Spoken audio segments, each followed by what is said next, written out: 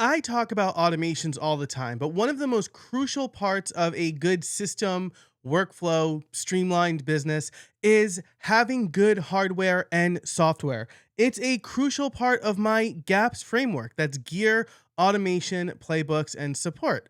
And today I want to talk about the gear because I'm going to walk through my entire iPhone setup. I help small business owners grow their business without burning out through good systems and processes. And my iPhone is a core part of that. So, first, I want to talk about the hardware side of things. So, you can see this is my phone. I'll kind of walk through all of these things. I'll give you a closer look at some of the other pieces of hardware that I use for my phone. But you can see this is my phone. It is plugged in to the computer because I want to be able to show you a nice demo on the screen in a little bit. But if we look at this, you can see I am using, it's a Bellroy case. It's yellow. It's very close to my brand yellow. I used to be a no case guy because I never dropped my phone, but I dropped my phone this year. So I've got a case on it. It's really nice. It's MagSafe, of course, so things can stick to it. And maybe most importantly, not most importantly, but most nerdily, it does match my brand colors. Now, I do have another case here. It's a Nomad leather case. I wanted to try a couple, and this is like maybe my going out case, right? If I'm going out for date night, I do tend to like to match my accessories, and I have a black watch band for my Apple Watch. So maybe it's a really a strange quirk, but that's okay. So that's the case, the general dress up of my phone. The rest of this stuff I rely pretty heavily on. So first, let's start with the DJI mic. This is the 2 mic set. I talk about this a lot. This is what I use to record my voice notes. It is a really compact mic. I can take it out of the case if I just want to throw the mics in my pocket. There are two, so if I want to record with a friend, I can. And I use these anytime I'm recording a short form video or if I'm recording one of my audio notes. So definitely use this all the time. Throw it in my backpack whenever I'm traveling. And it's usually my travel podcast mic these days. Similarly, I have a small Manfrotto tripod with, I think this is Belkin. Yeah, this is Belkin's MagSafe webcam magnet thing. So I can stick it on here. And I will use this when I'm traveling and I want to use my iPhone as my webcam because that is going to give me the best possible picture. This is really compact and it's a nice height as well. So I really like this. This is my favorite travel tripod. Now, I do have a switch pod that I will bring with me on bigger trips, right? Because it fits nicely in my suitcase, it folds up, and it offers a little more flexibility. But when I'm trying to pack light, the Manfrotto is absolutely perfect. A couple of these other accessories here. So this one I don't use as much as I'd like, but it is really nifty. It is a SD reader. It is MagSafe, and you plug it right into the bottom of your phone. This is USB-C, and it gives you a little extra storage. So it'll connect like this, and then you plug it into the bottom of the phone, and you have some extra storage there. So if you are recording a lot, this is a really great and compact attachment for that. So I don't use this as much as I'd like, but it's really nifty. It's always in my travel case. When I do need a ton of storage, I have an SD 2 terabyte. It's a SanDisk 2 terabyte hard drive here. It's rugged. It has a lot of storage on it. It's USB-C and it does work with the iPhone. So I find myself using this one a lot more.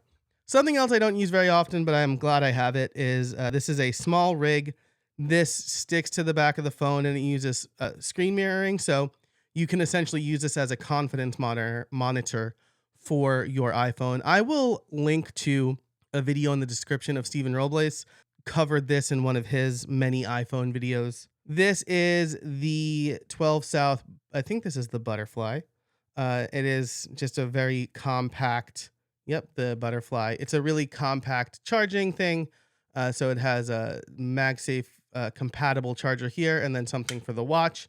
You can also put your AirPods on either one of these. And again, this is foldable and goes right in my travel bag. I use this all the time. The 12 South Airfly. This is the Airfly Pro 2. I used to have the Airfly Pro 1, so I haven't tried this new one yet. Truth be told, they accidentally sent this to me and then generously let me keep it.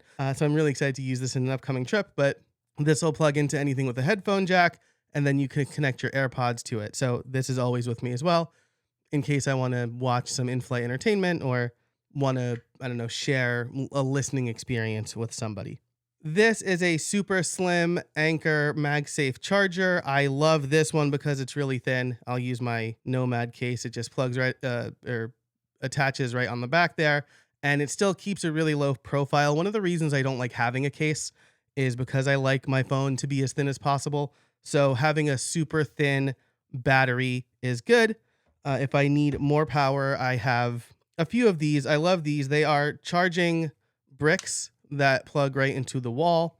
And this one actually will show you how much power is left on it too. So love all of Anker stuff. If you are looking for charging gear, hubs and things like that, strongly recommend Anker. So the last thing I want to mention here is, I don't even know the name brand of this, Ulanzi. This is a piece of conference swag I got. It is a carabiner. So it plugs, or it attaches right on my backpack. It's a two-way tripod, I guess. So you can stand it up like this if you want to watch something, or stand it up like this. And it's super flexible. It is also MagSafe. So I attach it right like this.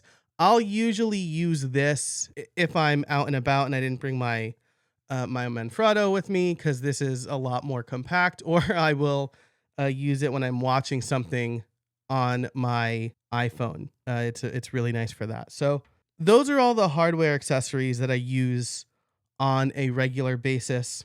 I'll have links to all of those things in the description, but great. You also have like your your charging bricks and stuff like that. I figure I don't really need to talk about those. I love Anker. They make really great charging bricks, and that's usually what I'm using. So now let's actually get to the fun part, exactly how I have configured my iPhone. So this is my lock screen. The background is by Basic Apple Guy. It's the internals of the iPhone 17 Pro. Really nice. I'll link to him as well. Strongly recommend it. So the widgets I have on the bottom, this is the Todoist Ramble. This is Weather by Carrot. This is my calendar with Fantastical, and this is the upcoming Giants game during the baseball season. This will be the upcoming Yankee game. Big old time, because obviously that's why I'm usually looking at my lock screen. And then the two widgets on the bottom here, the two buttons, are a new note in Bear Note and a shortcut to Apple Home, because I'm often using the Home app. If I swipe to the left here, we can see my calendar. This widget here is my listening widget. So it is Pocket Casts and then Spotify. Those are my two listening apps right now. Some common home accessories I'm controlling. The battery widget, we've got the NFL scoreboard, and then whatever common apps I'm using. These are the Siri recommended apps here. When we unlock the phone, we have the Carrot widget. You can see I have no background. I want this to be just as stripped down, streamlined as possible. So I have the Carrot widget. I have an add task widget for Todoist.